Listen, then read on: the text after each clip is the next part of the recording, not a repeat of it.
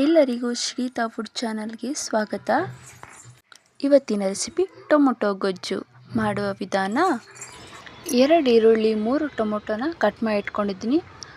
ಒಂದು ಬಾಣಲೆಗೆ ಅರ್ಧ table spoon ಎಣ್ಣೆ ಹಾಕ್ಕೊಂಡಿದ್ದೀನಿ. ಹಾಗೆ ಅರ್ಧ ಟೀ ಸ್ಪೂನ್ ಸಾಸಿವೆ, ಅರ್ಧ ಟೀ ಸ್ಪೂನ್ ಜೀರಿಗೆ, ಸ್ವಲ್ಪ ಕರಿಬೇವಿನ ಸೊಪ್ಪು ಫ್ರೈ ಮಾಡಿಕೊಂಡು ಈಗ ಈರುಳ್ಳಿ ಹಾಕ್ಕೊತಾ ಇದ್ದೀನಿ.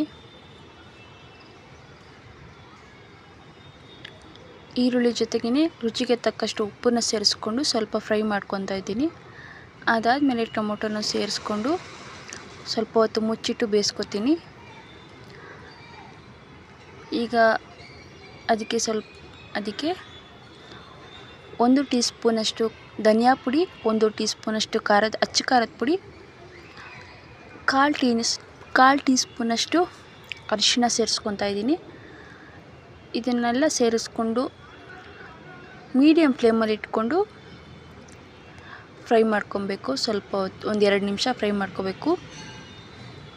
ಸ್ಟಾರ್ಟಿಂಗಲ್ಲಿ ಲೋ ಫ್ಲೇಮಲ್ಲಿ ಇಟ್ಕೋಬೇಕು, ಇವಾಗ ಮೀಡಿಯಮ್ ಫ್ಲೇಮಲ್ಲಿ ಇಟ್ಕೊಂಡು ಫ್ರೈ ಮಾಡ್ಕೋಬೇಕು.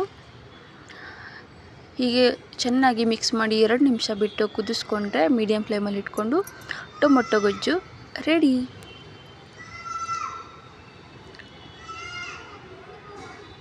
ಹಾಗೆ ಫ್ರೆಂಡ್ಸ್, ಇವತ್ತಿನ ವಿಡಿಯೋ ನಿಮಗೆ ಇಷ್ಟ ಆಗಿದ್ದರೆ ಪ್ಲೀಸ್ ಒಂದು ಲೈಕ್ ಮಾಡಿ.